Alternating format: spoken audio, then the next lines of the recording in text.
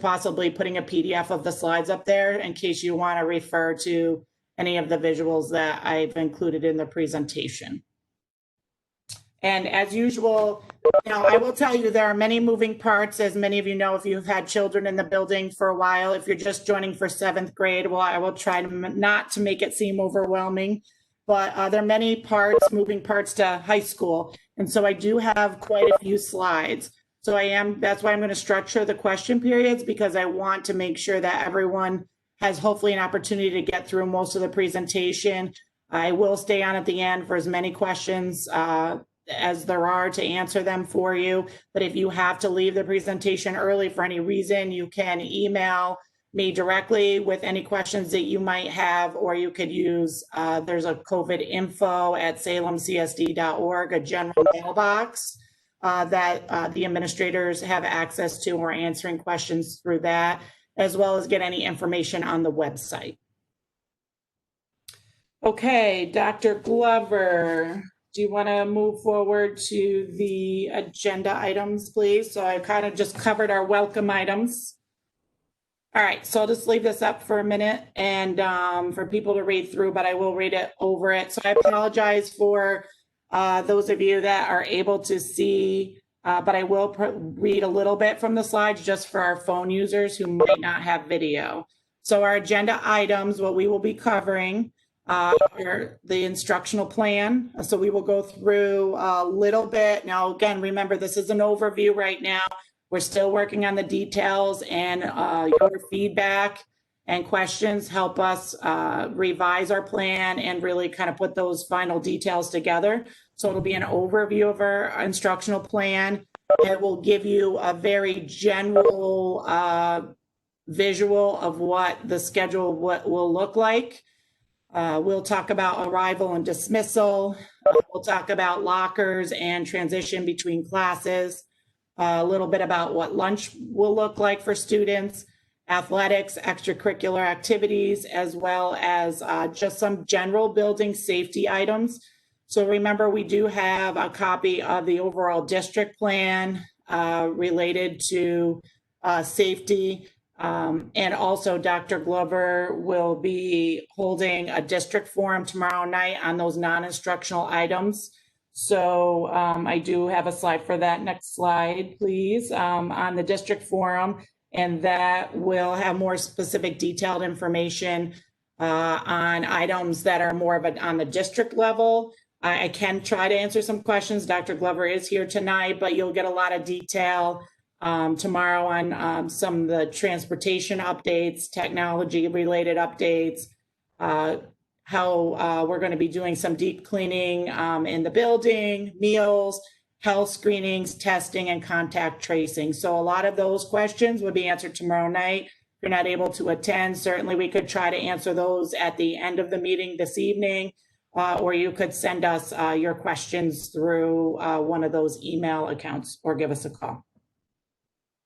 Okay, so I'm going to move into our plan, but I wanted just to give you a little bit of an overview of how we've created the plan so far.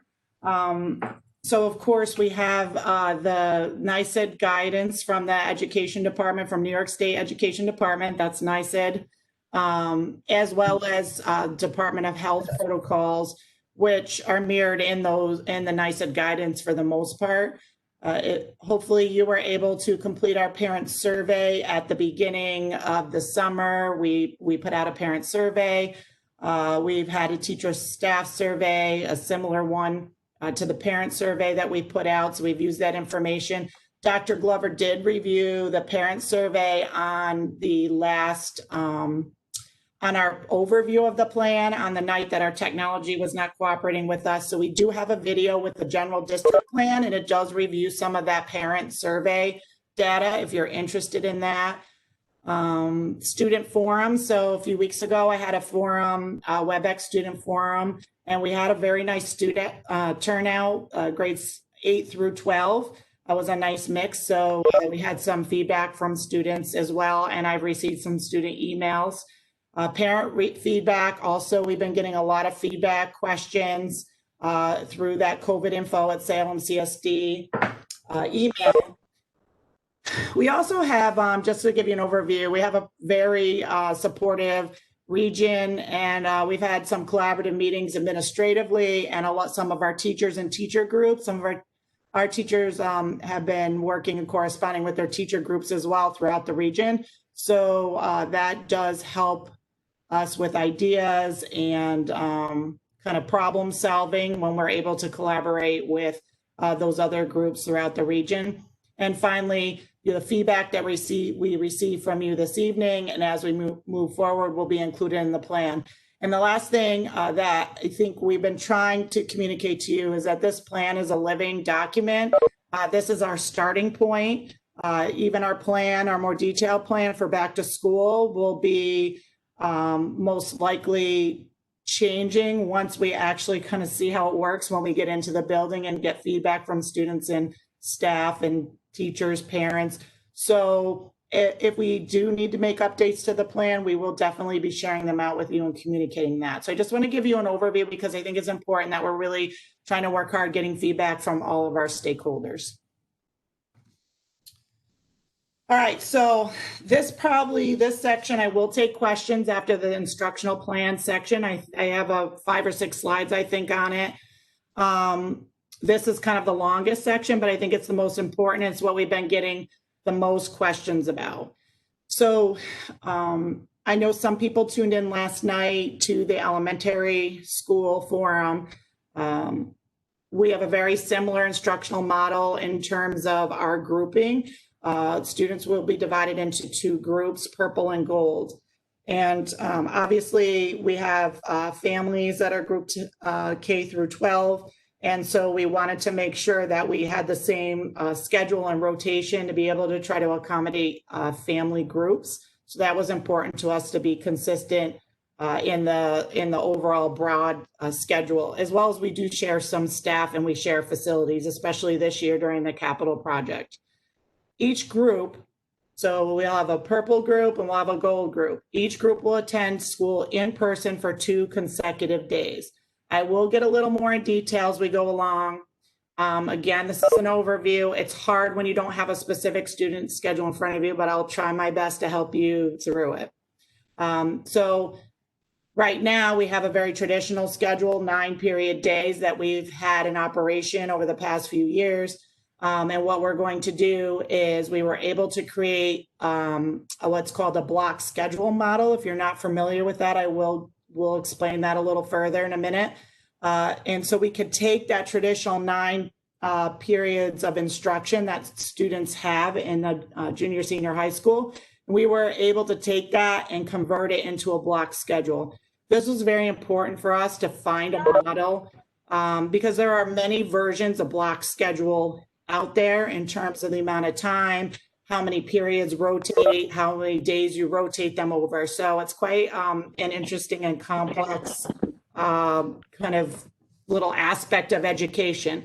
And this one works really well because we wanted to be able to take that traditional schedule. We had the traditional schedule complete at the beginning of July. So with students selected their courses, or have their requirements that Mr. Zarzicki knows that they need for their grade level. And so it was important for us to be able to maintain that as much as possible so we can keep students on track for graduation and also have students be able to take the pathways that they would like. So this takes our traditional schedule and it will convert it. Students will run through the 9-period schedule over the course of 2 consecutive days. So that's why the purple group will go for 2 days in a row, and then our gold group will attend for 2 days in a row in person. For the remaining 3 days per week, students will participate in remote learning. During the remote learning time, there will be required check-ins. I will talk about that a little later.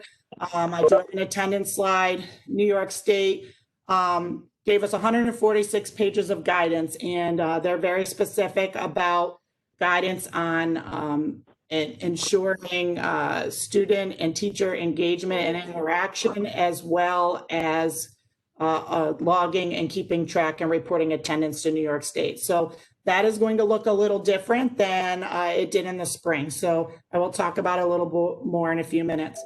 We do have students in special class 1211 at the middle school level as well as the elementary level. And so similar to the elementary, those classes will attend daily Monday through Thursday and remotely on Friday. And we did receive a question last night. Well, how do you know if your student is in that class? And everyone is aware of that. That's decided through the CSE process. So families and students who are in those classes know that, and that's not a change. So again, I see some questions coming in, and once we kind of get through this section, I will stop and work through that. I forgot, I don't have control of the slides. Okay, so here's a little bit of rationale why we went to the block. So I did explain that it allows us to follow that structure of the current 9-period schedule and accommodate those current course requests of our students to keep them on track, especially the 9 through 12 for graduation. But the biggest and most important piece is the guidance that we have from New York State. Is in order to have in-person classes, we need to not only ensure a certain level of social distancing, but having less opportunities for student contact.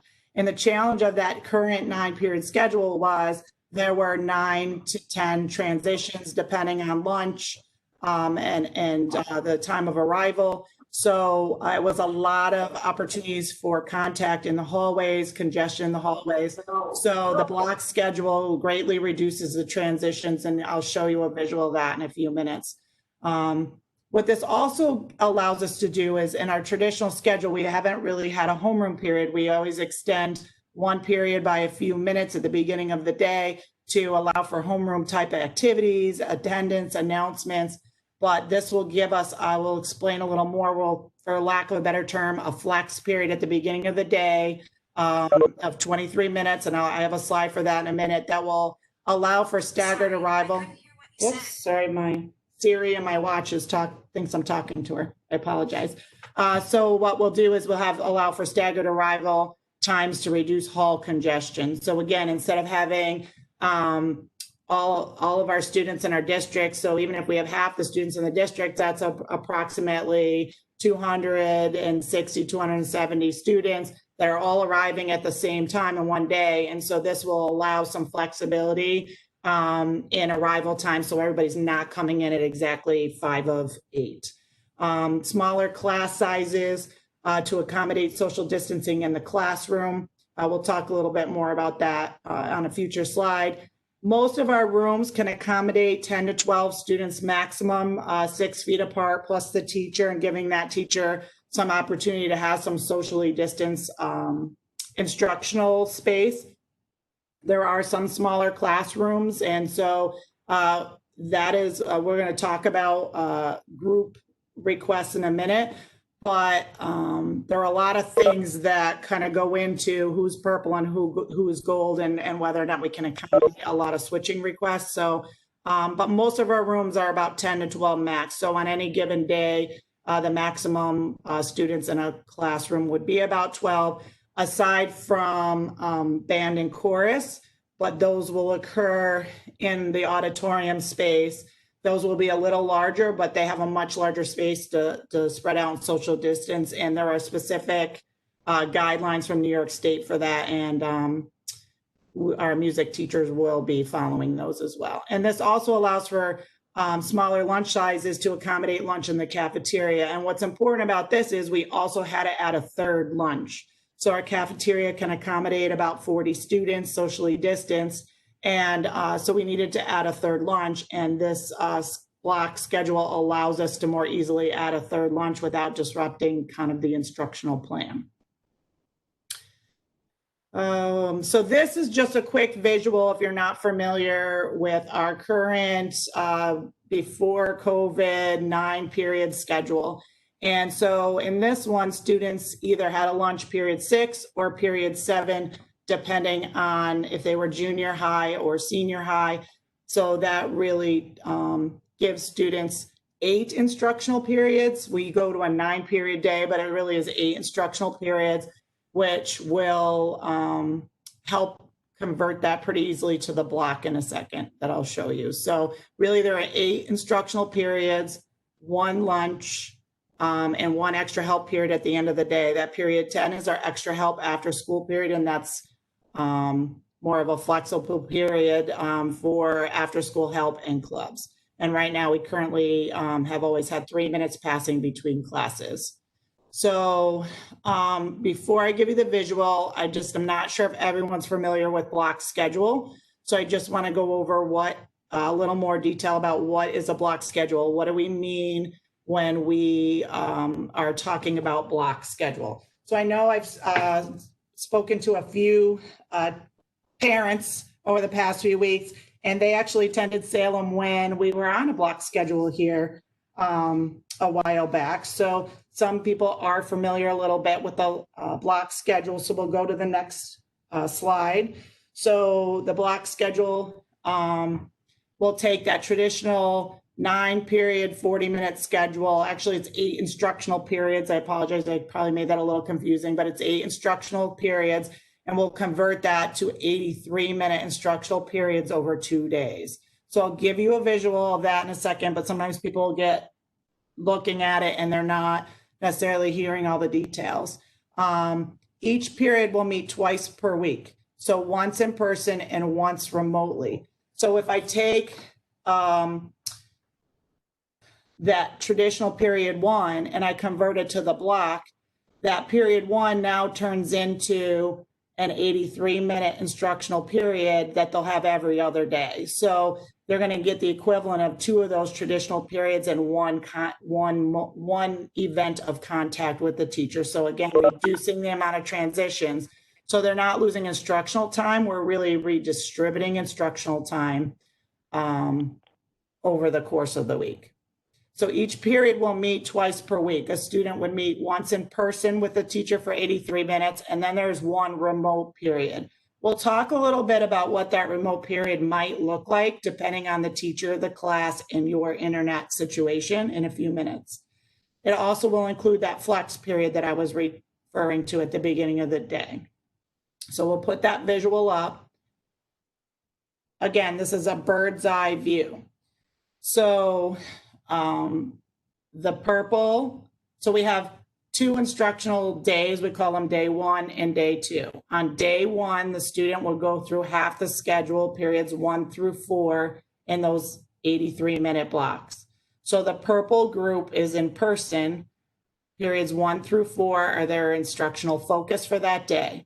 The gold group is at home and they're remote, but the gold group will have the responsibility to check in and engage according to that class and what that coursework a teacher requires at some point. Again, I'll give more information on another slide, remotely. So that purple's in person, periods 1 through 4. The next day, day 2, they rotate through those periods 5, 6, or 7, depending on what grade level they were in and where they had lunch, 8 and 9.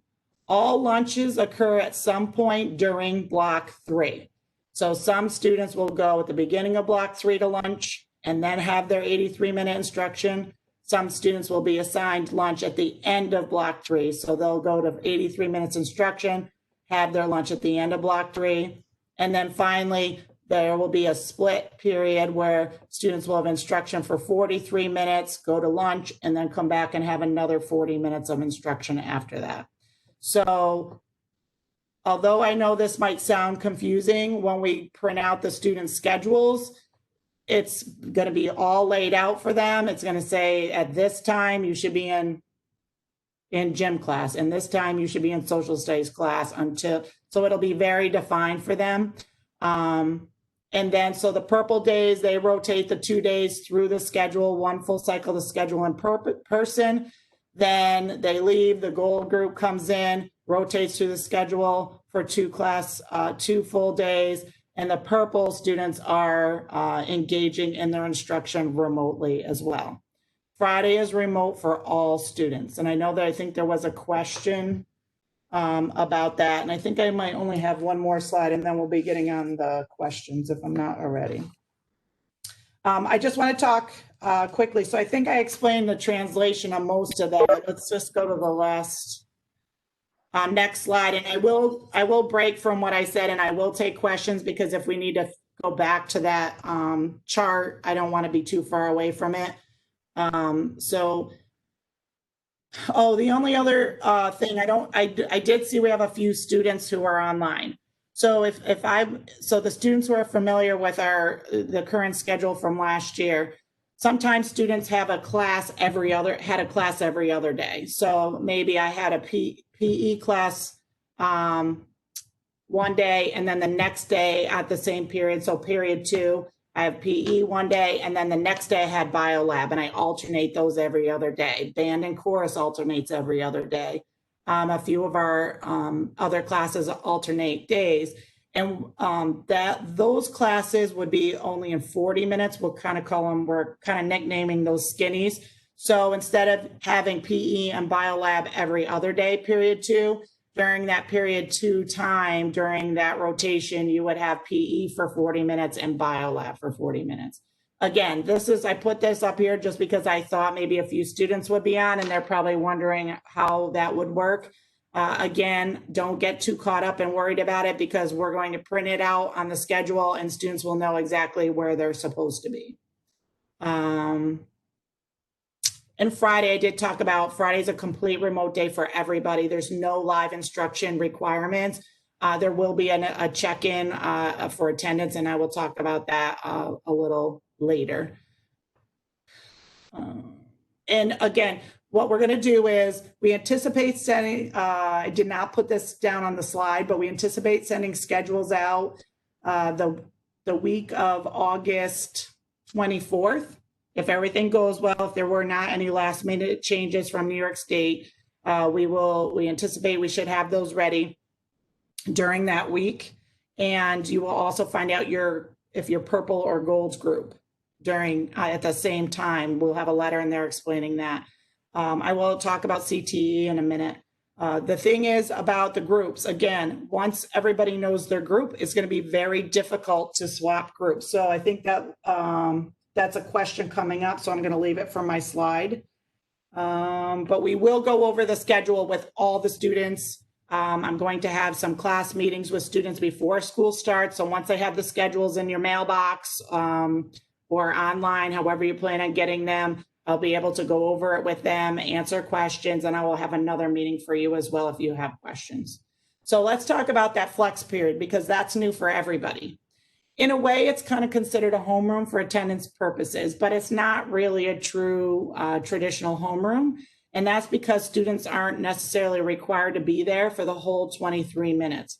Our students who are riding the bus will be arriving at 8 o'clock, but we may need to have more than one run. We're working on our bus routes right now. And so we're trying to look at our purple and gold students, and on a purple day, how many students need to ride the bus? What do those routes look like?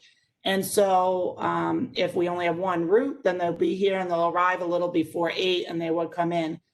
What we'd like to do then is allow some flexible time, and over that course of about 20 minutes, is if you are opting to drive your student to school, or a student is old enough to drive themselves, then they would be able to have a flexible time to arrive within there, so that, again, some students may come in at 8:05, 8:10, 8:15, and it will allow us for staggered time in the hallway, staggered arrival, staggered time at lockers, so that everyone's not in the hallway at arrival at once.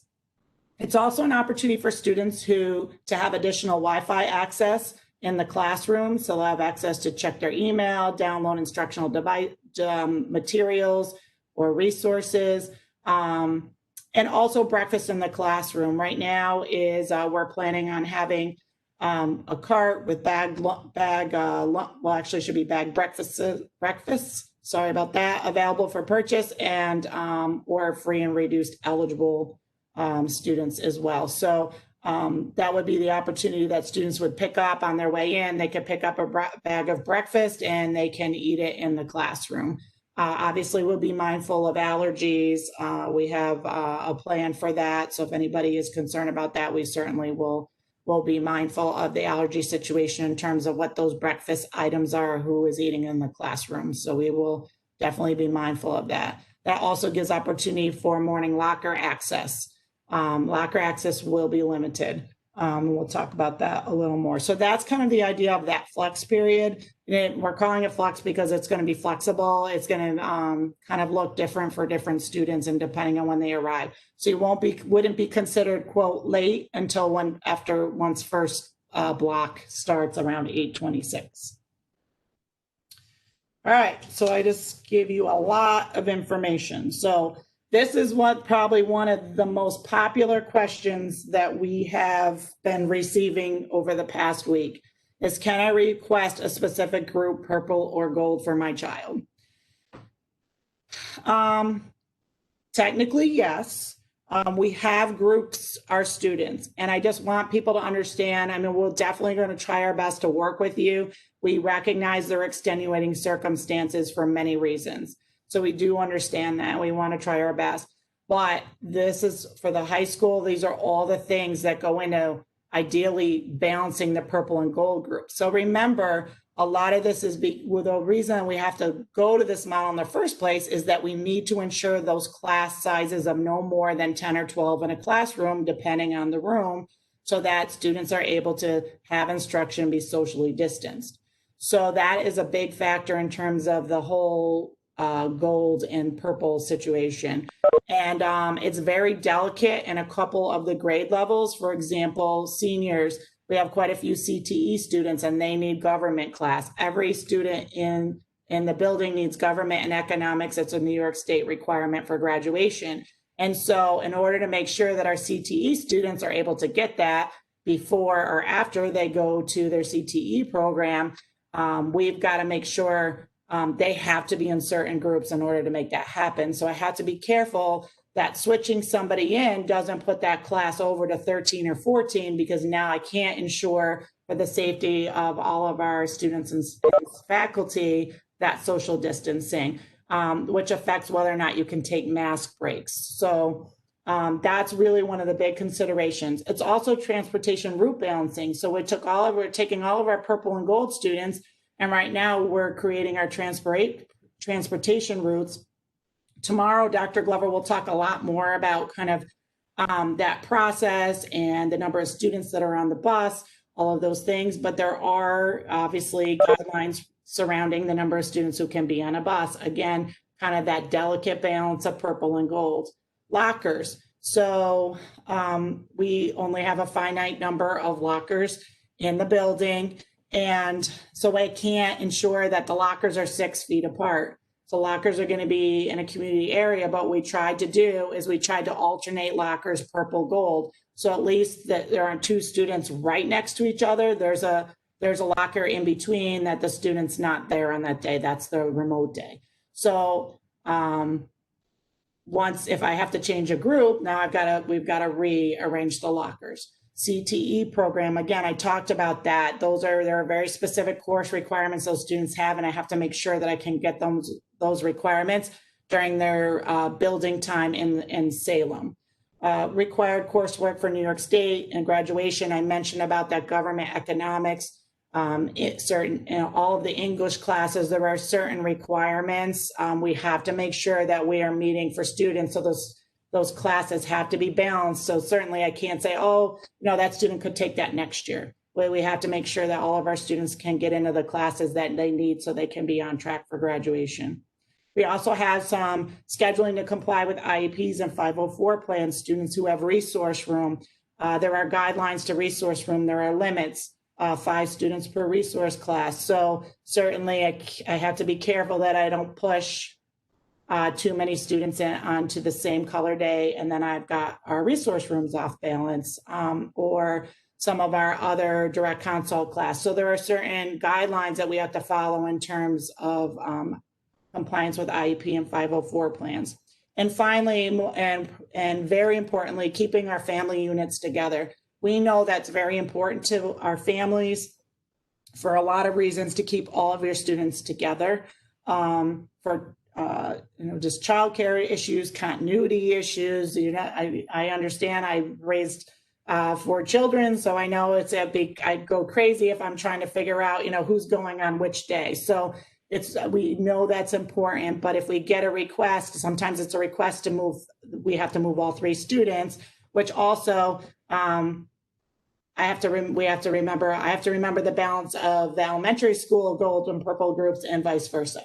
So I'm not saying we can't do it, and we've been able to make it work for people so far. I think people have been very understanding and really have only been bringing extenuating circumstances. So please, I don't want to discourage you. If you have a specific need,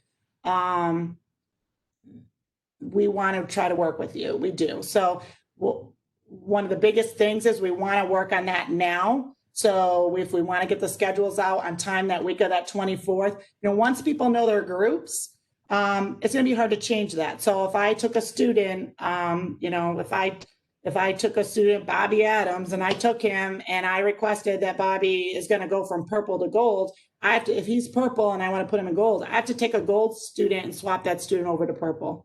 So, it's not, if a student already thought they were gold and then I call them up a week later and say, oh, I changed my mind, you're purple, that's kind of disrupted to that family's plan. So if at all possible, please try to contact us before the 21st. And we're going to do our best to make it work. So far, Karen Vieira and I have been working together and we've been able to make them work. So now's the time, get your requests in. I'm sure I'll have a lot of requests in my mailbox coming up in the next few days. So I think I'm going to stop for a minute before I talk about what instruction might look like. This is by far the longest section is all the instruction, but I think it's where people are most curious. So before that, let's just are there any questions just related to purple and gold and the schedule in general that have not been answered? If you're on the phone, you can unmute your mic and I'll just kind of read through here. Or I don't know if Dr. Glover and Karen are helping me with this. Will there be a day in between the cohorts set aside for cleaning Wednesday, for example? Dr. Glover might be able to talk a little more about the rationale and the deep cleaning and the cleaning. We will be talking a lot about cleaning tomorrow in general of the buildings, but I don't know, Dr. Glover, do you want to give a little insight or give some, a teaser for tomorrow night, what you're going to go over? Sure. Thanks. Thanks, Ms. Adams, and good evening, good afternoon, everybody. For the cleaning, there will definitely be cleaning in between the different cohort groups that are coming in between the gold group and the purple group. Part we'll talk about tomorrow is part of the cleaning regimen we plan on doing all day long. So we'll be cleaning between kids, but also there's a schedule through the day of cleaning that involves bathrooms and lockers and door handles. And some of it's for cleaning and some of it's disinfecting. And so we'll talk a little more there on those pieces tomorrow. But yes, we'll be cleaning between the cohorts. So when the kids leave on Tuesday, we'll be paying closer attention to the classrooms to take care of desks in the interior of those classrooms with a little more intently. And then that Friday day right now is the real deep clean that we plan to do for the upcoming school week. Thank you. So we have Miss Madison as asking about BOCES, and I have a slide coming up about CTE. So I'm going to put that on hold. And Sarah, if I don't answer it specifically what you're looking for, please throw another question in there. The criteria for selecting purple or gold. So for basically as a starting point, we started alphabetical, but it's not very alphabetical anymore. So we started alphabetical and then we identified the family groups and we balanced within family groups and started switching around to keep family groups. Then some of the criteria was looking at special education services that were required. There are a lot more specific interventions and programming that goes on at the elementary. So to ensure, the scheduling of the teachers efficiently. So basically a lot of this criteria that I just read through, those all go into deciding if someone's purple and gold. But I know it sounds simple, but we started alphabetically and then we worked from there and started switching students around. So, you might be able to kind of, if you're at the beginning of the alphabet, you may possibly still be purple, but it's not guaranteed. that's just really was our starting point, and we really just kind of went through a methodical process and worked together, elementary and high school, and then we looked at balancing classes.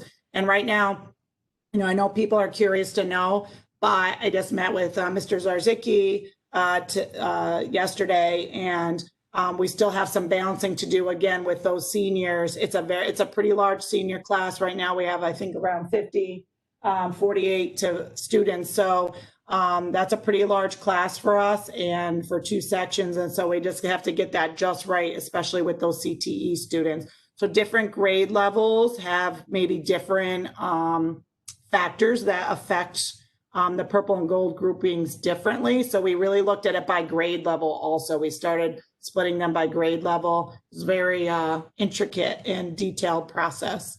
I am going to talk, Stacy, Rich, I'm going to talk a little bit more about lessons in a few minutes. And yes, Daryl is asking, will 7th graders have some sort of orientation? Right? Currently, our 7th grade team is working on the details. If you have had other students come into 7th grade, orientation will have some similarities as it has had in the past, but also will be different because of some of our social distancing requirements. So we are putting that together. I think we'll, within the next week or so, we should have a good framework. Tentatively, we'll have a save the date, and we'll post it on the website towards the end of the week. It looks like it's going to be September 2nd. We just decided on that Wednesday. We're probably going to have 2 groups, but again, we're not 100% sure. So this is still a work in progress, because we want to still have at least one parent be able to attend to get the parent information. But yes, the students will be able to come in the building, have an orientation, meet the teachers, work on the schedule. We know entering 7th grade is a big transition in itself. And then we kind of add that whole extra layer of the COVID confusion, I guess we could call it, into the mix. And so we know that they're going to need a lot of special care and attention to have them be ready and feel comfortable coming in. So we'll have more information, but that's right now, you're the first to hear it. Save the date, September 2nd on Wednesday. We'll get the times out, but again, we're working on 2 groups right now. And so as soon as we have more details on it, we will let you know. Is it best to call or email about the schedule? Either way, I think email works for us. We can send you back reply. Sometimes with the summer schedules, we have limited staff, and sometimes if the secretaries are away from the phone or working on something else, we get voicemail. I know that can be frustrating for you, and you're not sure if we received your message. So if you can email, that's the best way to start. Myself and/or Karen Vieira, depending on if it affects both elementary and high school, we may contact you for more information, just to kind of get a little more information about why the change is needed, so that we can work to make the best plan for you. Okay, so I think I went through most of those now. I have a few slides. The questions I didn't answer, I have some slides on those. So again, once we get through the instruction, it should move pretty quickly. So remote instruction. So we had a question about instruction. So let's talk a little bit about the in-person learning. Will look very, similar, I think, to what students are used to, although there's a little bit of a different teaching style when you have students for 83 minutes in a block than 40 minutes. So, but I think for the most part, it works very well. And I will also say that it might seem overwhelming, but a lot of students, in my experience, do end up liking it once they're used to the schedule, because they don't have to really worry about 9 different teachers, 9 different places, 9 different homeworks in one day. So it has its benefits. So you'll see a lot of similarities to the old model, but will be some new twists on it. But the remote piece is going to look a lot different. I'm going to be honest that we're still working on that. We have had a very dedicated group of teachers and a significant amount of teachers who are giving their summer time and volunteering to participate in some meetings, so that we can really try to work on some consistencies and expectations, and also trying to come up with tips for you as parents to be able to help support students. So we will be putting out more details about the plan as we move forward. And again, right before school, we'll have a lot more of a detailed plan for you. So I'm sorry I can't give you all of what it will look like, but I can give you an overview. Now, this page right here is a little bit about what New York State and the guidelines, this is what they're expecting for us to deliver.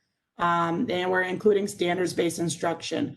A common question that we've been getting is, will there be regions? Yes, right now, there's every indication there will be regions. So standards-based instruction, not only at the high school, but at the middle school, junior high school level, grade 7, 8 is very important. Trying to look at those standards, not only in this grade level, but also maybe in terms of some of the prerequisite standards that may need to be revisited from the springtime that students might still need work on.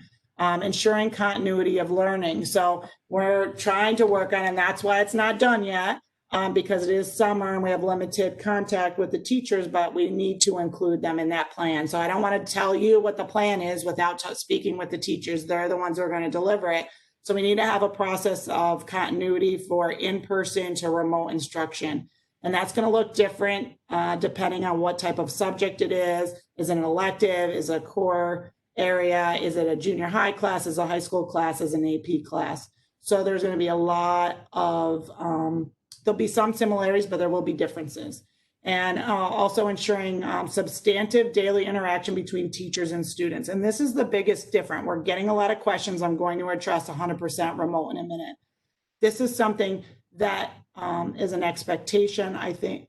And not only should we do it because of the guidelines, but also because that's really where the best learning occurs for our students, is when you have that interaction between your teachers and students. So having, even though it's not every day, having those in-person days with the teachers is going to be very important.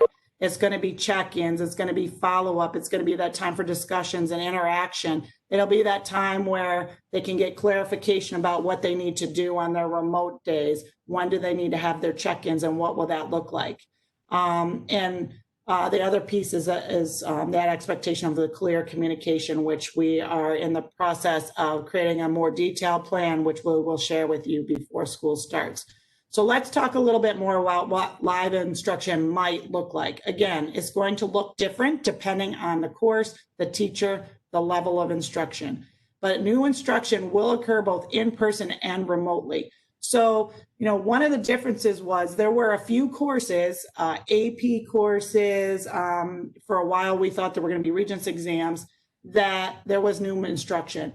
But for the most part, because of the whole, we weren't sure of the timing. It was 2 weeks and it was another 2 weeks. We did have a little bit more of a bigger chunk at the end, but we were at the end of the year. And so none of us were really prepared on either side for an extended remote learning experience. And so there was a lot of review. There was application of learning, but there wasn't a lot of new instruction. And this time there will be new instruction. So new instruction will occur both live, in person, and remotely. And some teachers will choose and have expressed that they will be giving in-person and remote instruction simultaneously. So depending on the coursework, we've got the technology. We're working with our teachers to have document cameras, webcams, microphones, where they can be giving a certain element, probably not for the whole 83 minutes, but there are classes where teachers are going to expect their students on the remote day to be checking in for a live instructional period or review period for at least a portion of that block. So that is going to look a little different. Now, we understand that not everybody has access, and so there will be some exceptions, and we'll work on a plan with that. The other piece of it is we know sometimes students might not be able to join in. You might have an doctor's appointment. There could be reasons why normally you can check in and participate in the remote lesson, but you may not always be able to. And so some teachers may record those live instruction times and put them in their Google Classroom. Some teachers may pre-record instructional videos and have them available as well.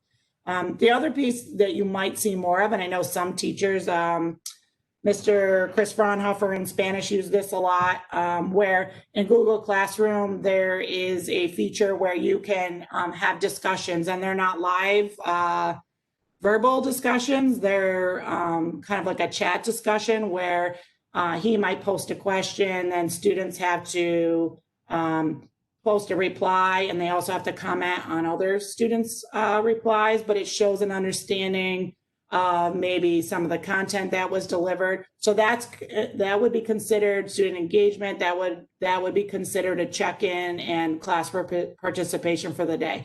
So different teachers are going to expect different things. So we're not going to be able to have one. We're not going to say everyone has to be live for the entire 83 minutes. It's not reasonable, and not every teacher is going to want to have that as their instructional method or style for every class. They also may provide links to supplementary videos and instruction and resources online. So maybe if they're not giving a lesson, there might be some type of a short YouTube clip or video, or something like on Khan Academy, some methods and some practice problems that will help deliver instruction and help give a little bit of an assessment of what I have an understanding. And assessments are going to look a little different. We're not, reality is we're not going to probably be giving as many, major tests and quizzes, because that's going to use that in-person class time. So you might see some tests and quizzes depending on the course. You may see more cumulative reviews. You may see more just short applications of knowledge and skill. It could be short reports. It could be projects. It could be portfolios. So there'll be a lot of different means of engagement. But for most of the teacher, Google Classroom is going to be a big piece. So you want to maybe learn more about that. We're talking about maybe having some teachers kind of do a little tutorial or training night. So, we'd love to know if that's something you might be interested in, because we know this is new for a lot of you. Like when I was in school, we didn't have Google Classroom. So, it's hard to really know all the outs of what you should be helping, make sure keeping track of if your child is doing the appropriate work in there. So there'll be virtual labs also for science possibly. So some labs may be live, but some may be virtual labs and virtual interactions, or you may watch a teacher demonstrate the lab, and then the student might have to do a report or write answer some questions related to that, make some observations. Okay, next slide. Oh, so we talked a little bit about this, but a little more is if you don't have a device or reliable internet. So we did loan out some Chromebooks in the spring. We anticipate the need to do that. If you want to express the need now, we'll do probably a more formal survey of who needs devices. But if you want to let us know sooner than later, that's helpful. But we will work on that more deliberately in the next week or two. We're also in the process of, and Dr. Glover will probably get more information tomorrow. Maybe he might add in to this about we're purchasing Chromebooks. We will have available one-to-one Chromebooks so one Chromebook for every child in the district, but that probably is looking like it won't be a reality until October or November if everything went just right. So we're going to have to try to make it work. I know the teachers will work with the teachers to have flexibility until we can get one in everybody's hands. So there's going to be a lot of kind of sharing and flexibility for that first month or two. And then I think once we get to one-to-one, I think we'll really be able to make good progress academically. And so one of the things I'm not sure people understand, and we'll try to get more information about this, is it is possible to have work offline on a Chromebook.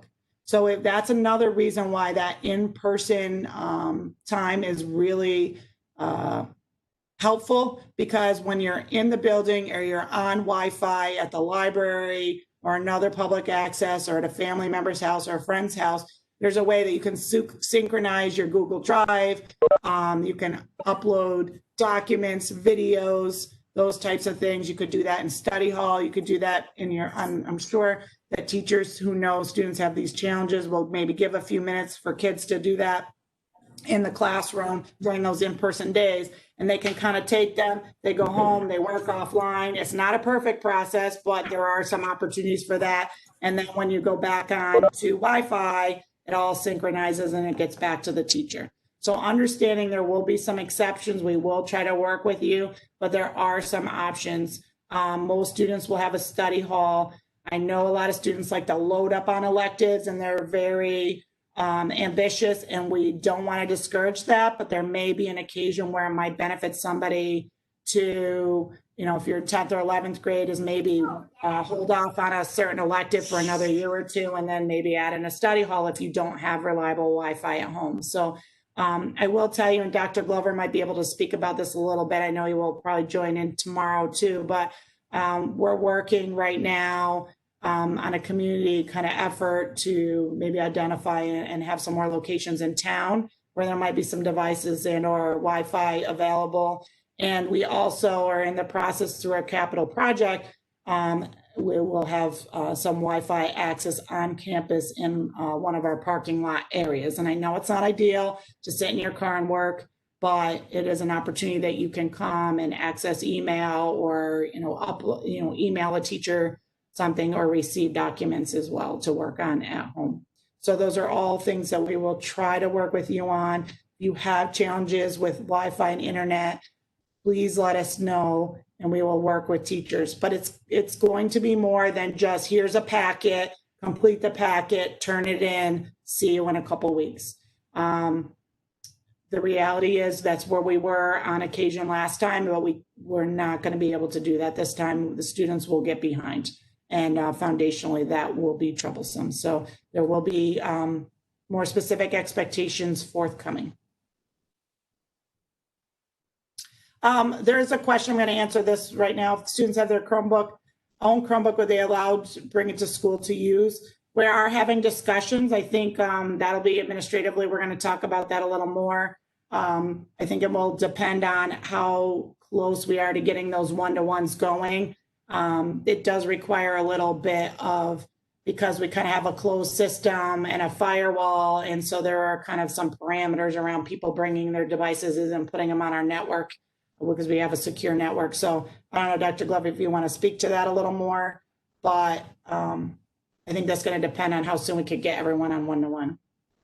Yeah, sure. We are working on, and actually we have some of the pieces in place for a bring your own device solution. So some students may be able to bring their own in. There's some work around it that still needs to be done. And a lot of it's about, for students who bring in their own devices, understanding that it's their device, but it's the school's network. So when you're on the school's network, you got to play by the school's rules. And the filters will be in place and all the rules that any other student would have that would necessarily apply to the use of our network would apply to that device while they're on our network. So we're working on some of those pieces into place. We actually have the secondary network established already, and we'll be using that as part of the broadcast into one of the parking lots and for use into the school. So the short answer, yes, it looks like it's a possibility. We just have a couple pieces we need to put together, but technically it will be possible. And, into the one-to-one piece, we already have the orders are moving already. If we're lucky, we'll have it all set and into place here by October, so we can have that moving. And the only other piece I would add is generally the discussion is about a device of a tablet or larger, so a tablet or a laptop or Chromebook, but not a phone, because everybody having a phone, that becomes problematic, and you're really not able to interact with all the instructional, as people know who've been trying to use their phones, and then we ended up loaning them a Chromebook. It's not easy to utilize and write essays and take tests on a phone. So it would be a tablet or above. So if you have one of those, keep an eye. In the short term, we may be able to work a solution on that. Very quickly, CTE programs. For students who are 11th grade going into 12th grade, they've already kind of have their AM, PM designations for their programming. Those are not changing. I just spoke to the CTE principals. We send students to programs in pretty much 2 buildings. And so that is, this is all just really coming together for them. And right now they know they're going to have 2 instructional groups as well. Theirs are going to rotate every other days, so including Fridays. So our CTE students are going to be going to their programs sometimes if it's their remote day at Salem, they may still need to go to their CTE program for half a day. So we'll work through that. It's going to somewhat be program specific in terms of how that might look or work. So once they're hoping to get me the schedule for students next week, and then we'll be working with those students and families on that schedule. BOCES said what they will do is their programs, they will have a calendar up. So if it's day 1 or day 2 for the upcoming weeks, and we'll try our best to work. It's not going to be perfect, but they have to coordinate with dozens of schools, and everyone's on a different schedule. So they're showing us some flexibility. We're showing flexibility, and we'll work through that.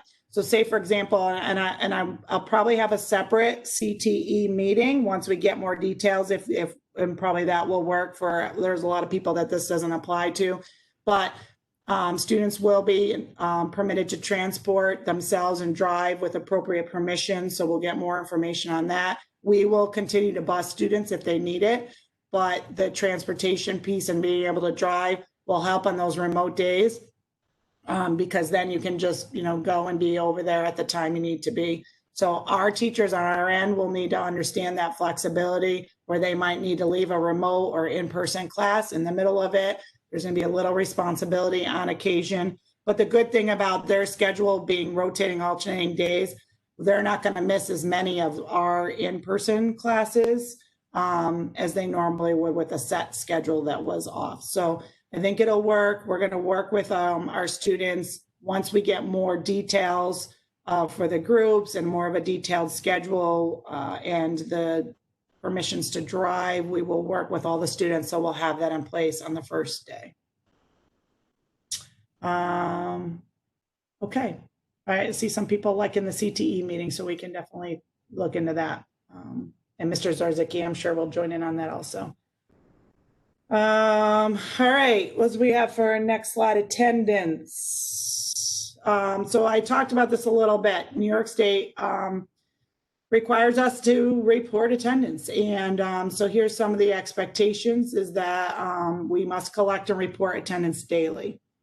So student engagement and or check-in is required on remote days. So we're not quite sure what that looks like. It very well may depend on the course. How that works, what the expectations are. And one thing I didn't speak about when we were talking about the instruction is that every teacher will be handing out, and it is in this slide, a beginning of the year course handout. So that will talk about really what their check-in process will be.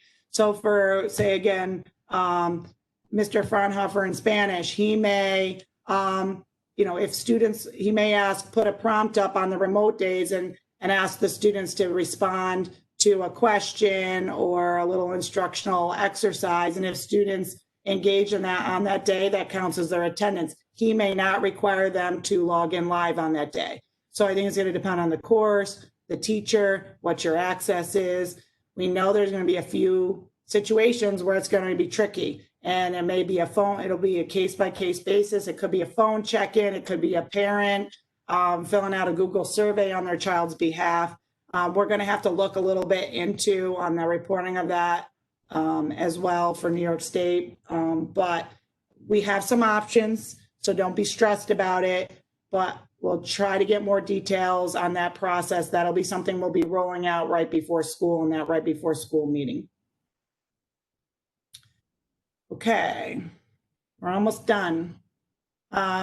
Extra help. So we did not have formal remote extra help or office hours last time. And that's something that as a faculty we talked about, and we recognize that that's an opportunity for us to improve in that area, is to have regular times where students know they can get help from their teachers. Right now, depending on our bus routing, we're not sure if we're going to be able to commit to having a late bus every day. It also is going to depend on athletics, which I'll talk about down the road, because all of our routing is going to require possibly more buses depending on how many people are transporting their own students. So right now we know that at the minimum we'll have remote office hours during that 10th period time, approximately 2:30 to 3:12 would be remote office hours. And maybe a teacher, if they teach 2 different courses, and might have extra help on different days depending on the course. we're going to have to work through that. We know some students will be riding home on the bus during the extra help time. So we're going to have to figure that out as we go along, and we'll need your feedback and students' feedback. There also that Friday where there's no live instruction, where all the students are remote. I know some teachers are talking about scheduling extra help periods during that time. And students can also be interacting with their teachers through email. And we do realize that some students need a tutorial on email, how to use email, how to find their teacher's email address. So we will be working with them on that first week or two on school and all those kind of remote, I think, lessons that we need, and just of protocols for email and Google Classroom submission, those types of things. And can we choose 100% remote learning for your child? Yes, you can.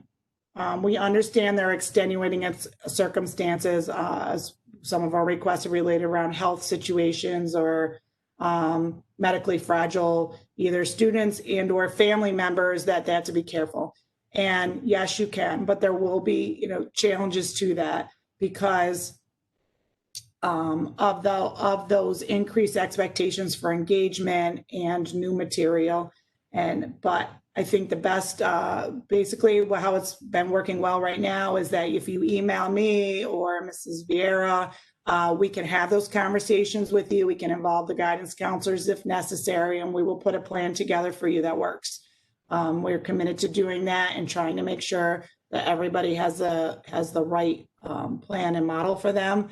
But please understand that 100% remote learning will not be a different instructional plan or model. It will not be different coursework.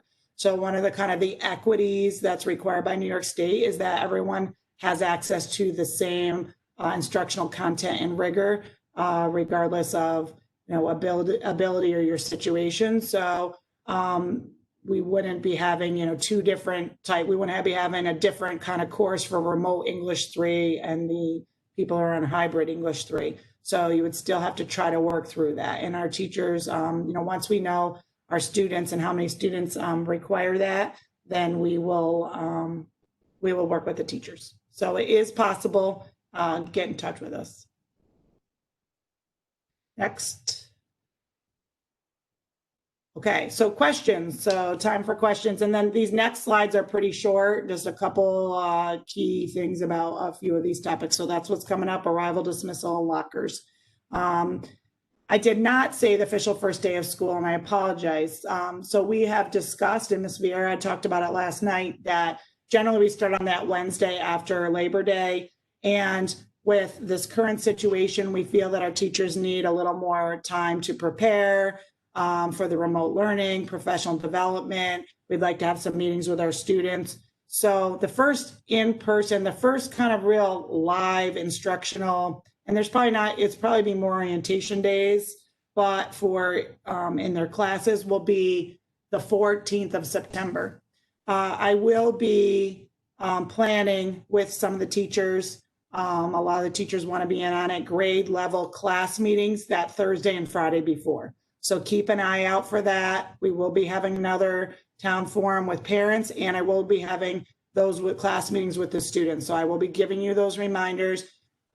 If at all possible, I would have your students log in, because usually I do a class meeting with every grade level and I give them reminders about the student handbook and expectations. And on top of just all of our, usual reminders about behavior and dress code and your academic responsibilities, we have these additional COVID expectations around safety and protocols. So if your child at all can attend, they can attend through the phone too. They can call in, but we'll try to work it out. So I'd like to get as many students in on those pre-meetings beforehand. But the first real kind of day where you'll be expected to have contact either in person or remotely with your teachers will be Monday the 14th. Okay, so any other questions? Unmute if you're on the phone and you would like to. Give you a minute. How would you be? Hi. Hi. How will you be sending out the new student handbooks? Yes. Right away, or? Okay, so what the plan is usually we hand out the student handbooks because it's a pretty hefty little item. And to save on the mailing, we will hand out the full student handbook on the first in-person day. But what I will do is I think we're going to have a kind of a special COVID related section of all those additional, kind of your responsibilities about mask wearing and your responsibilities in the hallway. And we're going to talk about backpacks in a minute and a few other things. So I probably will send that out to you. It'll probably be a shorter document. I'll probably send that and have that available on the website and send it out electronically and go over it with students ahead of time. So there'll be probably a portion of it, but not the full handbook. The full handbook is usually not very many changes from year to year. So the majority of the expectations that are in the current handbook you have from last year will still apply. There'll be a few updates and highlights, and maybe I'll send those out with the COVID expectations.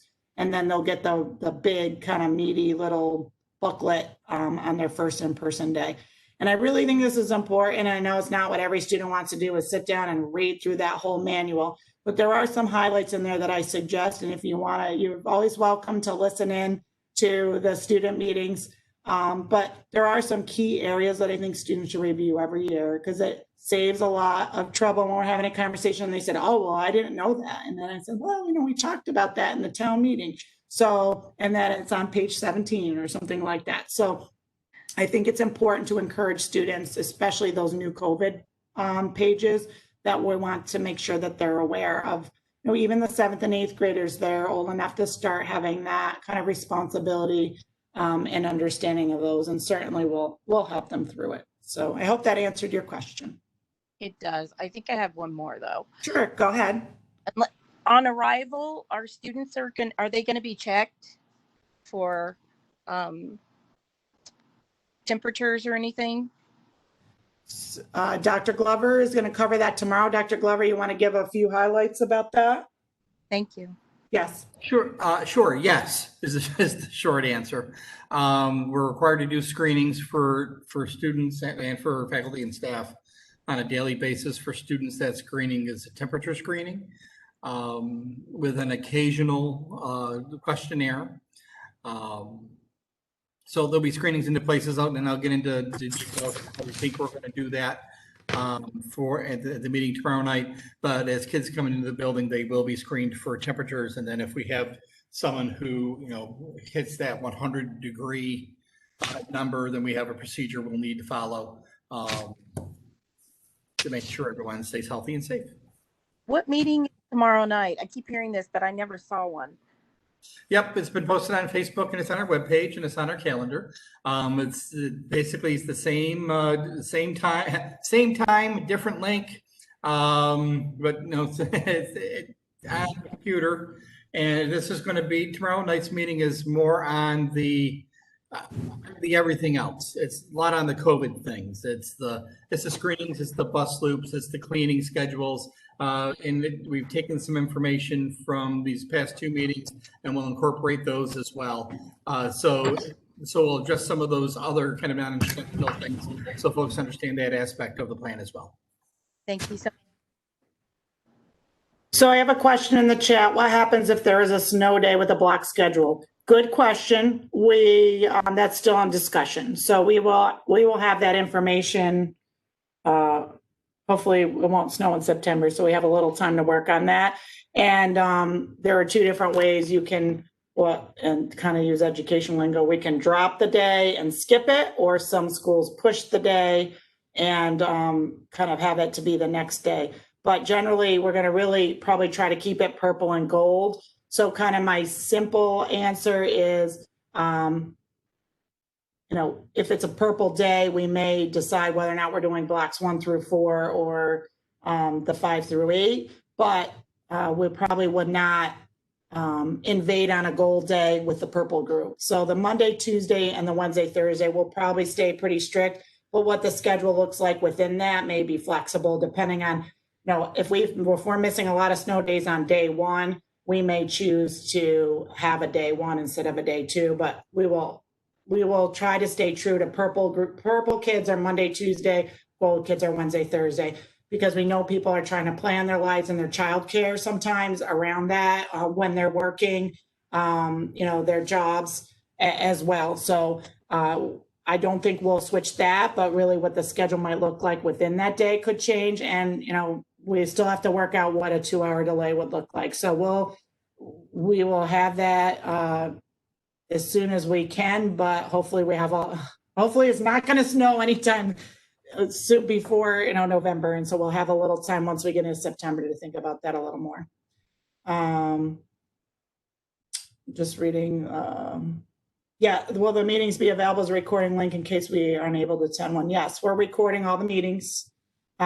Sometimes I think it depends, and Dr. Glover, if I'm incorrect, but sometimes they're not immediately available. It takes a little time for us to get the recordings to come back to us and to post. So they usually are available within a day or two, and they will be available for you. And then in some cases, I think we could also put a PDF version of the slides on there. Sometimes you don't necessarily you just want to see the details and decide if you want to listen to the 1 or 2 hour recording. So we'll try to look at getting that information to you a few ways. And yes, attendance still would work the same way in terms of reporting absences, doctor, dentist, notes for absences will all still work the same way. Any other questions? We've got us a few more quick topics. I think we should be done by 7:30 for anybody who's getting overwhelmed. I hope it's not too overwhelming. So arrival dismissal. So we talked about really having that extended flux period in the morning. So again, when we get those specific student expectations out, we'll kind of reiterate where is like the time you absolutely have to be here. So, and we'll kind of see when everybody's arriving. So if everybody seems to be waiting till 8:15 to come in, then we might need to assign kids in those purple and gold group. We might need to assign students like 5-minute blocks at times that we would try to encourage them to come into, but we'll see how it goes. So that extended flex period will help. Our bus routes, we're developing them, and we'll have more information on kind of the bus and routing and transportation related items tomorrow. Parents are encouraged to transport students if possible. So Dr. Glover will talk about this a little more. We're going to have different arrival points for the 2 buildings this year in terms of whether it's bus drop off will be in a different place. We'll have a separate drop off area for the junior, senior high school, separate drop off for elementary, but we'll make it a nice flow. So if you have to drop off kids to both buildings, we'll be able to make it flow so it doesn't take you 20 minutes to get from one drop off point to another. But the idea is not to have the high school students coming, walking all the way over if they don't have to from the other side of the building through the building. Again, we're trying to reduce hall congestion and the amount of contact students have each other that is not socially distanced. Students will be permitted to drive to school. Obviously, still the process will be the same. If you want your child to drive, you would call or see Mrs. Patrick, email her. We could probably, I think we would probably might want to arrange that a little sooner than later to kind of get kids set up with their information. We're not going to have a fee this year because we don't want that. It's a small fee, but we don't want it to be prohibitive to students driving. But it is important. I'm going to say this: if you have drivers, a lot of times the kids just drive their car and they don't register their car. And there are a lot of reasons that we need to know whose car is in the parking lot. And so it's important. All you have to do is fill out the piece of paper. We need to know they're a valid driver. We need to know that the car is registered. So there are just a few things that we need on our end, and our teachers as well. Everyone's going to need to have a permit just because we're trying to have enough parking spaces for everyone. So that we can accommodate as much as possible students not having to ride the bus if it works out for the families. So we'll get you more information on the drop-off locations. Even after tomorrow, we'll send out some things in writing. We'll have lots of information before school starts, how that drop-off and pickup will work, and our entrances. Next slide, please. Lockers. So I mentioned this a little bit. Locker access in the hallway is going to be limited. And this is going to be difficult. I know it's going to be hard for students, but students can, even though we're going to have less changes of class, it's going to be very difficult to have all the students going to lockers after every period all the time. So you come in at your AM arrival, that's a staggered arrival. So everyone's not at their locker at the same time. We don't have a lot of hall congestion. We don't have students tempted to kind of congregate in groups. So we'll have locker access at arrival time in the morning during that flux period. Once they go to their locker, they're done though. So we're not going to keep going back and forth during the 20 minutes. And then before, after lunch. So especially if a student's bringing their lunch, you don't have to carry your lunch around all day with you in your backpack. That's fine. A lot of times students have a separate lunch bag. That's okay. And then at dismissal time. So temporarily, this is new for us, and it's going to take an adjustment for everybody, including the students. We will be allowing backpacks, and it will be temporary during the COVID-related restrictions. Eventually, when we go back to normal down the road, we will go back to, once we can say students can go to their locker anytime, we will no longer permit backpacks unless it's a medical related situation. But we do recognize that students possibly want to carry their own water bottle. They gotta want to keep extra masks. If they can't go to their locker all the time, they may want to carry some books and items with them. So the other thing is the lockers are not 6 feet apart. So again, we're trying to minimize those opportunities where they are not able to social distance for long periods of time or frequently. So we want to make sure that we're limiting those opportunities. So we will put in guidelines in place related to backpack use, and we'll go those over with students before school starts and then at the beginning of school as well. Okay, transition between classes. Face coverings are required when students are in the hallways and in restrooms. So I have more info on masks coming up, but basically this is how I kind of explain it to everybody. If you're on the move, then you need to have a face covering on. Even if you're on the move and it looks like no one's in the hallway at the moment, or it looks like no one's in the bathroom, it's the opportunity that very quickly you might not be able to social distance. So the idea is if you're on the move, you're out of your instructional seat, whether it's in the classroom, in the hallway, in the bathroom, in the cafeteria, I'm on the move, I'm in the lunch line, I'm going to my seat in the cafeteria, I have my mask on. If I'm eating, I'm drinking, I'm kind of getting the highlights of another slide, but that's the idea of it. So if you're on the move and you're going to the bathroom in the hall, at your locker, you must wear your mask. So those locker assignments are alternated, but they're not 6 feet apart. So even at your locker, you must wear your face covering. And we will have those limited locker use times, which will work with the students on understanding those. We do not have specific protocols yet for restroom use and capacity. We're working on that. We really don't want to restrict, and tell students that they can't go to the restroom during passing or at certain times. So we just kind of have to try to work through just having reasonable expectations and having our students know and understand what their responsibilities are for social distancing or mask wearing, so that we can, for me, as I'm very passionate, I think if a student needs to use the bathroom, they should be able to go. So I don't want to get into that, and we won't end up there, but I think it's really important to help your children understand their responsibilities, whether they're worried or not, about getting COVID, just kind of what our social responsibility is in that. All right, next class, slide, sorry. So I'm just looking over here at the questions. So a few about drivers, will they be able to bring other students to school?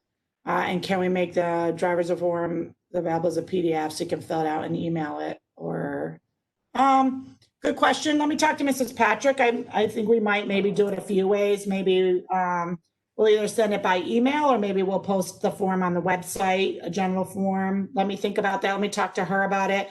And I think we could send a copy in with the junior and senior schedules. Those typically are the potential drivers.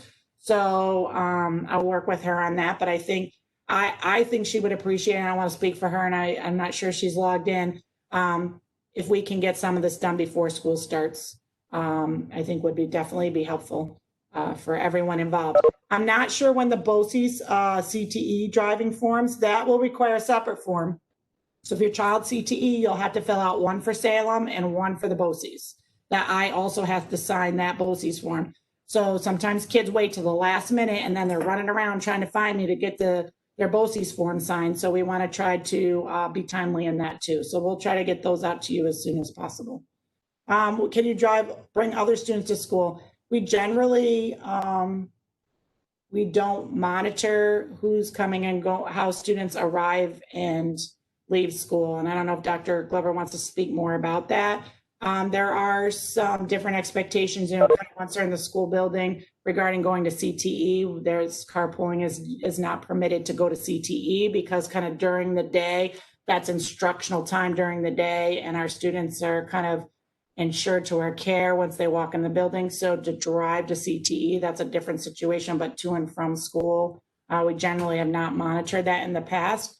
I'm sure Dr. Glover might have something else to say about that. My only other thing is that, obviously we want to encourage students to be responsible with the mask wearing if they're transporting each other. Dr. Nope. Glover? You're all good. Okay. Hopefully I answered those. Any other quick questions? This is our final little sequence, and I'm on track for 7:30. Well, like a few minutes longer than Mrs. Vieira, but I'm pretty close, so I'm pretty proud of that. Okay, so lunch. So I spoke about this a little bit. We'll have 3 groups in lunch. The maximum lunch size is probably around 40 students right now. They'll be socially distanced. This is going to be difficult. I'm not sure how it's going to work out because they're going to be 6 feet apart. And I know that's an important social time for them. And I guess we're all going to try to do the best we can, and we'll see how it works out. Students are able, because they'll be seated 6 feet apart, they can have their mask breaks while they're eating and drinking, and they can also take a mask break in general as long as they're seated and not on the move. Again, that's the key. If you're on the move, you need to have a face covering. And there's more information in general, a little bit about lunches and how they might work and kind of the meal program. So there's some changes to that. So there'll be more information about that as well tomorrow night. So keep giving the plugs for Dr. Glover tomorrow night. Next slide. So I told you these are shorter. Athletics. So if you have an athlete, I know this is near and dear to a lot of us, our athletes and our coaches, and we've been a long wait for our athletic seasons to start. Right now, the latest NISFA information, they're on pause. The anticipated start date for fall sports is the 21st. And I'm not going to read through all of this. This is on the NISFA website. There are some, if you're concerned about some of the requirements, practice requirements, they have their own COVID website. Some of it's related to practice rules or waiving some practice rules so that we can get the season going. And there'll be some consideration about how we schedule games. And some of the regional and state championships so right now for the fall are canceled. There's another slide for athletics, just more particular to us in our district. One of the things just as we move forward, and I didn't put this on the slide, but we are mindful of the transportation. There will be transportation challenges as well with making sure we will also have to be considerate of social distancing on the buses to transfer to games and events. Hopefully will be starting in the fall. So we will be mindful of that. There is a plan. Again, this is all on the NISFA website, is for if there is fall sports starts, they're interrupted, they're canceled. They have a condensed season plan, which is a little complicated, but they have it outlined on their website they would have winter sports, and then they would kind of have some fall sports in the spring before the spring sports start. So I kind of push the dates around. So if you're interested in that, I encourage you to go to the website on the front page, and they also have a specific COVID Q&A tab, but they also have some information on that front page. Students who are 100% remote learning are eligible to play. There have been some questions of that. Please recognize the difference between 100% remote and being homeschooled. There are some differences as we discuss those along the way. Later this month, we'll begin to work with coaches regarding communication to our fall athletes and fall schedules. So right now, things change quickly. And so it's a little too soon to start that communication and that process, because it will be confusing if we start communicating one thing and then in a week we have to change it. So probably, I spoke with Mr. Zarzicki, our athletic director, and we're hoping probably that same week, the 24th, we should be starting to make contact with coaches and making plans about communication and fall schedules, practices, and those types of things. And right around when school begins, I think we'll start to be able to communicate with students. But generally, we're not able to practice or do anything before that, the 14th, our first day of school. So a lot of that communication will be right around the beginning of September. And finally, one of our last slides is about just extracurricular activities. We do have some clubs that meet. Clubs, we have NHS, we have yearbook, we have Spanish club, and we have a lot of different things that go on after school. And right now, we're in discussions. I think that's a kind of a club specific or an activity specific situation. And so once we get into September and we can kind of get a little lay of the land, we'll be able to make better decisions about that. But the plan would be, is in a lot of cases, if we can't have students meet in person because we don't have a late bus, then we would have video club meetings. The advisors are very flexible with that. So we're going to do our best to work with our students at their level of interest. But for example, yearbook, generally they meet after dinner time in the evening, and they only have 4 or 5, 6. We have a small group of students that could be socially distanced. There's usually seniors, they can drive in, we might meet in person for yearbook. So I think it's gonna be club specific, so there'll be more information in September. Generally, you don't really get clubs into full swing until about the end of the month anyway. So it is on our mind. I know a lot of people are asking and thinking about the drama club and our productions, and that's just something that we are not sure about yet. So as soon as we know more about that, we will let you know. And finally, just some last safety discussions and considerations. So we've talked a lot about these, so I'm not going to read through all these slides. This is some of just the general safety. It was in our district plan. Dr. Glover will speak a little bit more about some of the cleaning protocols. But we've talked about a lot of these already: face covering, social distancing. If you're on the phone, I don't want you to think you're missing anything. Limited students per classroom, our hand and respiratory hygiene. I think especially those 7th and 8th grade students, our junior high students, please, I encourage you to really work with them. I think all children and sometimes some adults need reminders about hand and respiratory hygiene. And I think we all have a heightened awareness, but I think please reiterate that with them and prepare them now for those responsibilities. And we talked about our classroom and restroom cleaning already. And, we talked about face masks where they're required. This is on my next slide.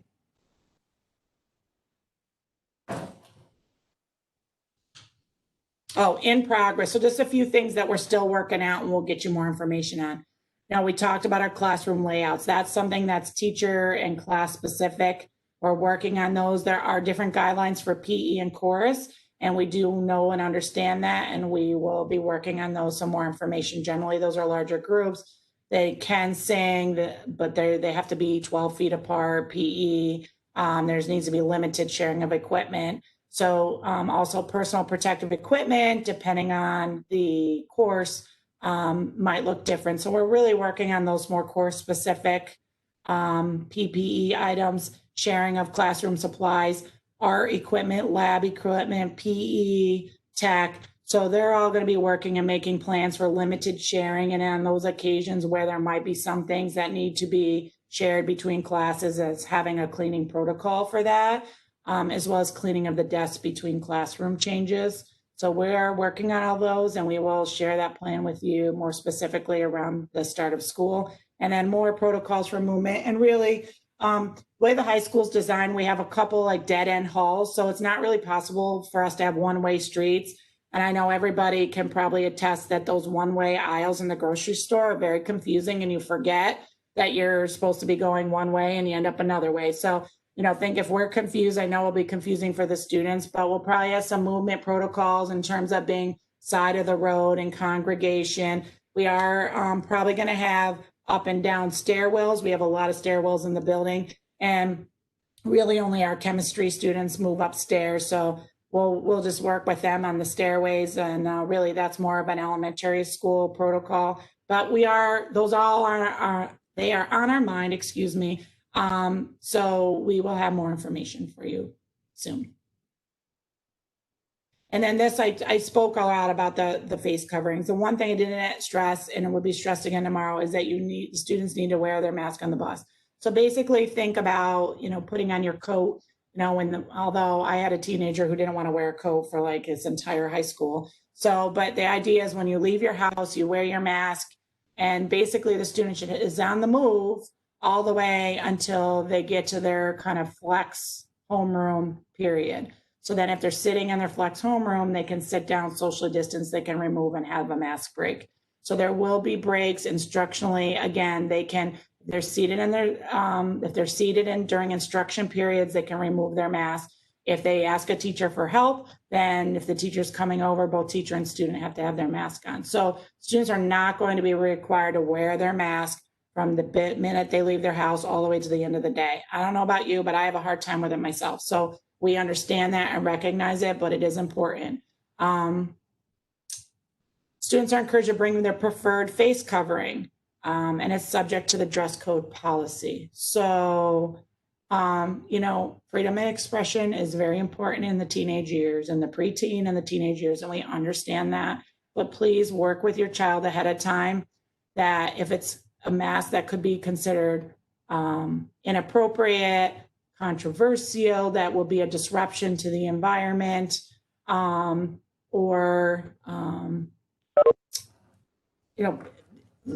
needs to be a cloth, it needs to be a traditional, mostly you see the ones that go around your face and hook on your ears, or kids are wearing the gaiters, or we will allow bandanas as face coverings, but they can't just have a bandana hanging out of their back pocket. So, we can, a bandana as a face covering is permitted.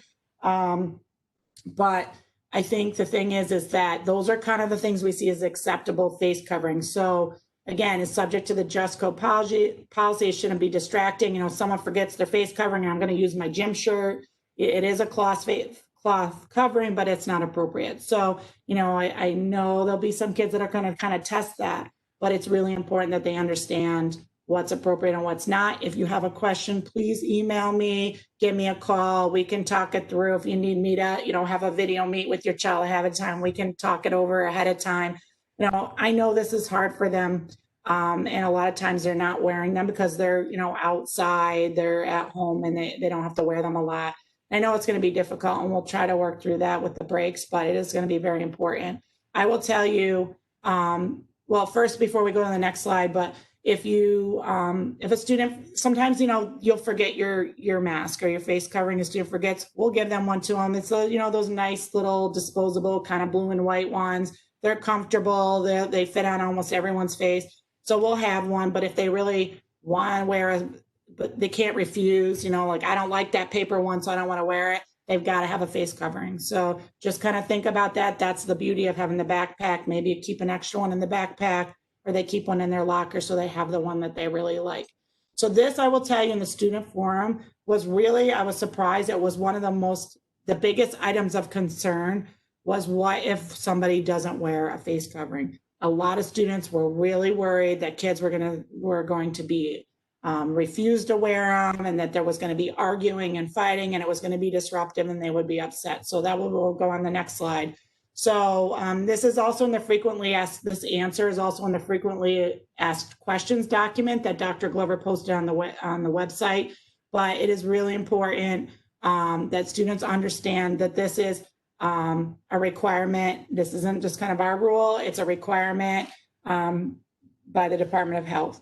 And so students need to comply with the expectation with an appropriate face covering during any times when they're on the move and they cannot be social distance in their seats. So that's very important.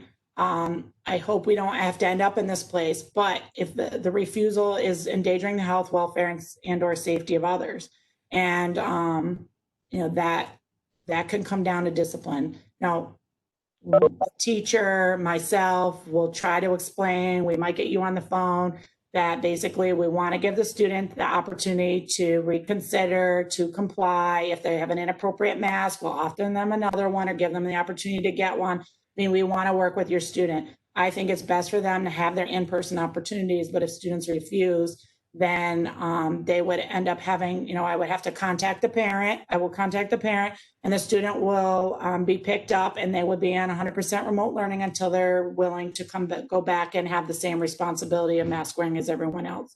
And really, this is for the students. I feel like, I'm in Stewart's and I see kids all over the place, our students, and they're wearing their masks in town. So I feel like this is more of a worry than probably it's going to be a problem, because I think everyone's had a lot of time to see that we have to wear them everywhere. We have to wear them in Stewart's, in the grocery store, we have to wear them everywhere. So I think some kids are just worried. Sometimes they see on the news, they see TV, and they see people that are saying, well, it's my right, I don't have to do these things. And I think kids are just worried about it. So if you go home and reassure your students that we have a policy in place and that it will be enforced and that everyone will be appropriate with their mask wearing, I think that hopefully everyone will feel better. But more students were worried that it was going to cause problems and fighting and craziness in the hallways. And so I assured them that we have a good plan in place. So I think we're just about to the end. So again, reminder, last plug for Dr. Glover's little forum tomorrow night. Topics are transportation, technology, cleaning, meals, health screenings, testing, and contact tracing. So any last questions? I have one. Go ahead. My question is, in regard to face coverings, Yes. you said bandanas would be okay and gaiters. And as far as bandanas and gaiters, those have actually been shown to do more harm than good as far as protection goes. You can watch Bill Nye the Science Guy on his YouTube channel. He tested the best precautions as far as masks go. How did you come about agreeing to bandanas and the gaiters when studies are showing they're not? They're doing. And thank you, Roz, for asking that question. So Dr. Glover could probably help and do a better job than I do. Right now, the guidance is a cloth face covering. So it's not specific about the style of the cloth face covering. And so those apply as cloth face coverings. And I guess we'll have to, I don't know, Dr. Glover, like, do you have any? I understand it if they're going into a store or something and Right. it's in and out, but if our kids are going to be in a classroom for that long a time and wearing their mask with people, that would to me be a problem then. Right. And I think that's something we'll have to have further discussion about administratively. And I think Dr. Glover, I don't know if you want to add anything right now, but again, that's why we have these meetings, to get the feedback and the questions and to put them out there. I mean, right, the guidance states a cloth face covering, and they're not specific about the style, but it's something that we definitely think would look into. Dr. Glover, do you want to add anything? No, the only thing I just kind of reinforce is right now we're based off the guidance that's provided to us by the Department of Health from the state, as well as State Education Department, and that's informed through CDC. So this guidance changes often. So at any point where if the guidance were to say that that a face covering, whether it's a gaiter or a bandana or something of similar nature that isn't actually a mask, that as we kind of traditionally see a mask as, that those items aren't any longer acceptable, then we will have to switch what we do to be made compliant. But at this point, it's what the guidance tells us, and we'll follow what the guidance is until they tell us differently. Okay, thank you, Dr. Glover. Oh, you're welcome. And there was a comment about, just reinforcing students and teachers definitely should have masks on while in class. And Again, the guidelines are also for teachers and staff in the building. If we're not able to be socially distanced, then we will have our masks on as well, our teachers and faculty and staff. And again, there are circumstances where there will be opportunities for breaks during social distance time. So as we move forward, we know there'll be more questions and comments, and we may have to revisit it, but we're trying to really just stick to the guidance right now, and we'll work with you and try our best to answer questions for you as we move along. Those first few weeks, I'm sure there'll be a lot of questions and clarifications needed. So finally, just our next steps as we close. We're taking feedback from all of our stakeholders. We're taking the feedback from you today at this meeting.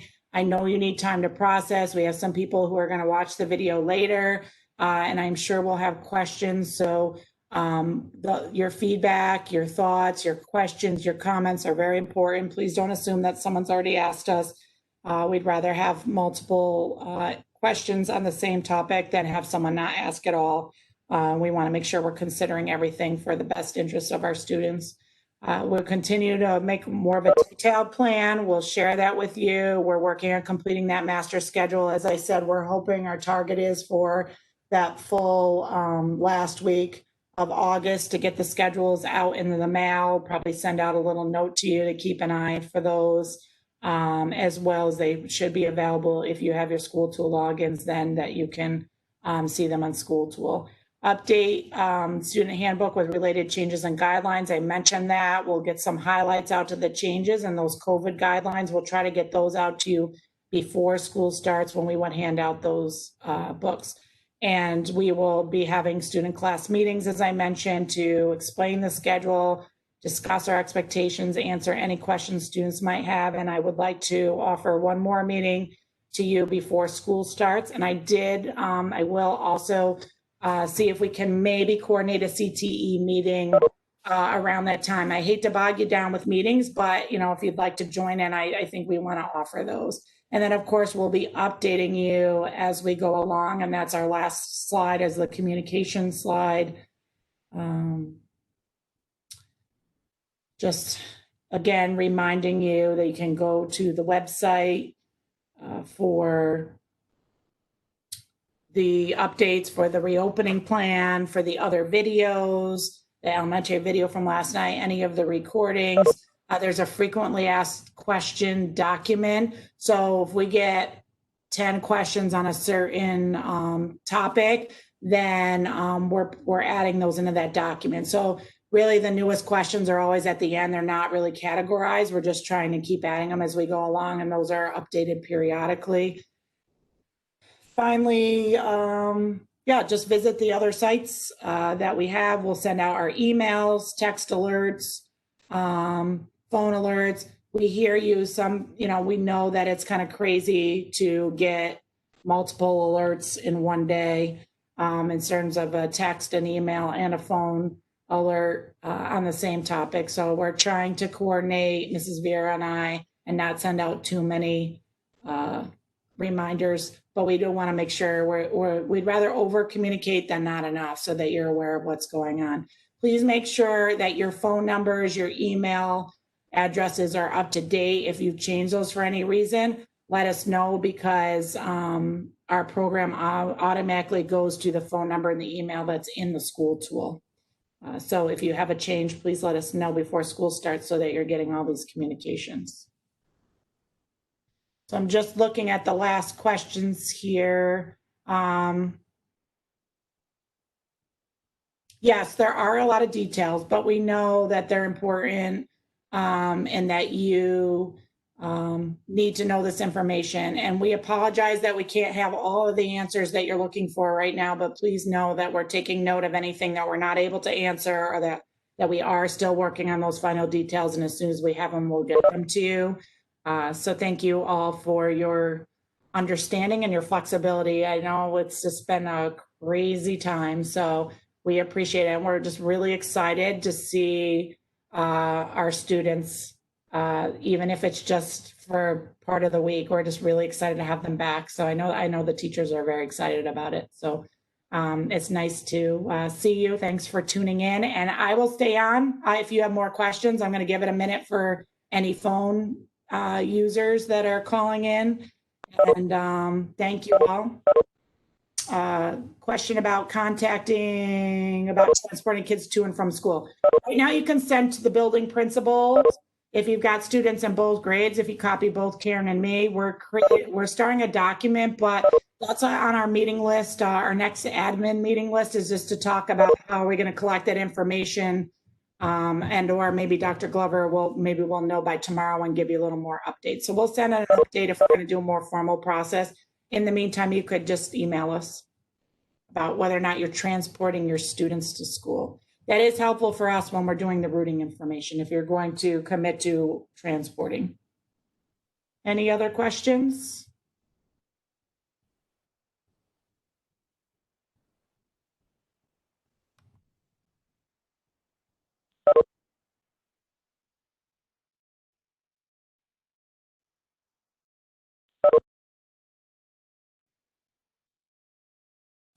Well, I'm here. If you need me, send me an email. I'll stay on till the last person logs off. So have a great night, everybody.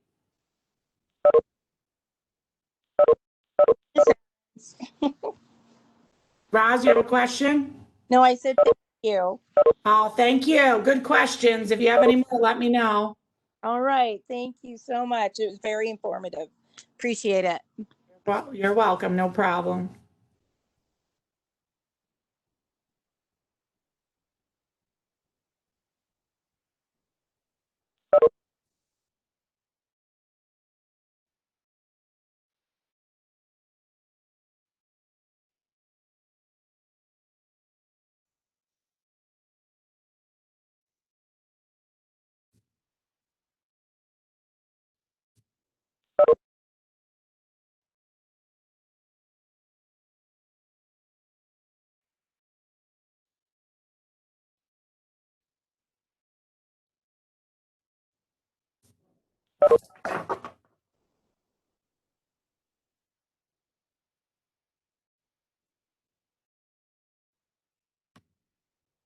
Date for the grade level meetings?